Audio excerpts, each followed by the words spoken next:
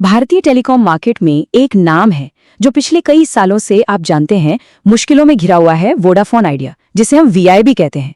ये कंपनी इतने लंबे समय से फाइनेंशियल संकट से जूझ रही है कि बहुत से लोगों में तो ये मान ही लिया था कि इसका खेल अब खत्म होने वाला है।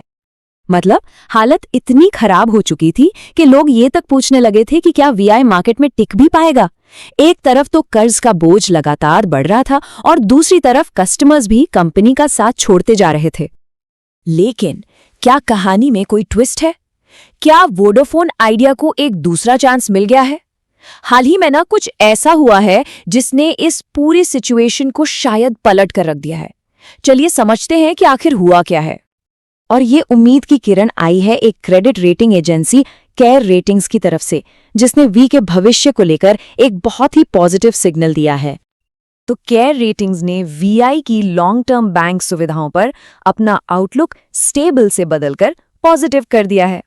अब सुनने में ये शायद एक छोटा सा टेक्निकल चेंज लगे ना, लेकिन इसका असली मतलब क्या है?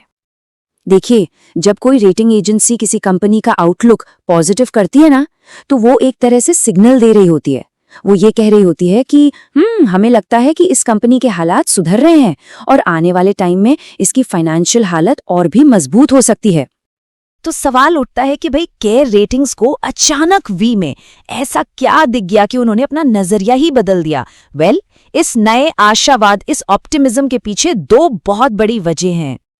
पहली वजह है सरकार की तरफ से मिली एक बहुत बड़ी राहत और दूसरी कंपनी का अपना एक बहुत बड़ा इन्वेस्टमेंट प्लान।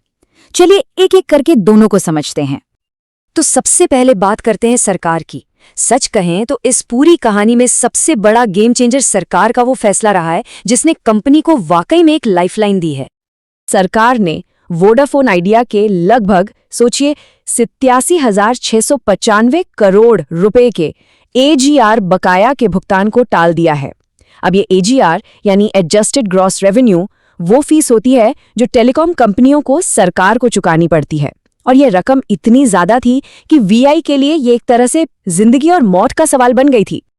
और सबसे कमाल की बात यह है कि ये राहत कोई कुछ महीनों या 1-2 साल के लिए नहीं है। सरकार ने इस पेमेंट को पूरे 10 साल के लिए टाल दिया है, और तो और इस पीरियड में इस पर कोई ब्याज भी नहीं लगेगा। आप समझ रहे हैं? इससे कंपनी को अपने कैश फ्लो को मैनेज करने के लिए एक बहुत लंबी, बहुत जरूरी सांस लेने की मोहलत मिल गई है। अब सरकार की मदद तो है ही, लेकिन वीआई खुद भी हाथ पर हाथ धरे नहीं बैठी है। कंपनी अपनी तरफ से भी एक बड़ा कदम उठा रही है।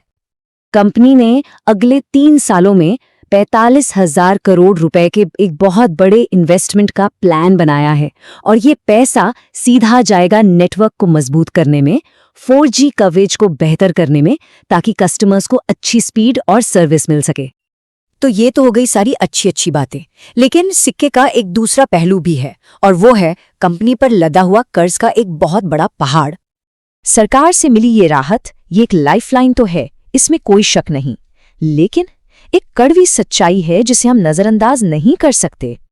वोडाफोन आइडिया पर आज भी स्पेक्ट्रम और एजीआर का जो कुल कर्ज है वो करीब 1.94 लाख करोड़ रुपया है। आप अंदाजा लगा सकते हैं ये कितना बड़ा अमाउंट है। ये एक बहुत बड़ा पहाड़ है जिस पर कंपनी को भी चढ़ाई करनी है। और यही बात केयर रेटिंग्स ने भी अपनी रिपोर्ट में साफ साफ कही है। उन्होंने वार्निंग दी है कि देखो, अभी जो राहत मिली है वो अच्छी है, लेकिन साल 2028 के बाद स्पेक्ट्रम से जुड़े पेमेंट्स तेजी से बढ़ेंगे। तो इसका मतलब एकदम साफ है, वी को ये जो सांस लेने की मोहलत मिली है ना, इसका हर एक पल, हर एक पैसे का सही इस्तेमाल करना होगा। अब कंपनी को कुछ बहुत ही क्रिटिकल कदम उठाने होंगे और जल्दी उठाने होंगे। सबसे पहले वो जो 45,000 करोड़ के इन्वेस्टमेंट की बात हो रही है उसे तेजी से जमीन पर उतारना होगा, ताकि नेटवर्क जियो और एयरटेल को टक्कर दे सके। दूसरा, रेवेन्यू बढ़ाने के लिए टैरिफ बढ़ाने जैसा मुश्किल फैसला भी लेना पड़ सकता है। और सबसे जरूरी, जो ग्राहक छोड़कर चले गए हैं उनका भरोसा वापस जीतना होगा और नए ग्राहकों को जोड़ना होगा। अब आप सोच रहे होंगे कि ये कंपनी की इस उठापटक से हमें क्या लेना देना, ये क्यों मायने रखता है?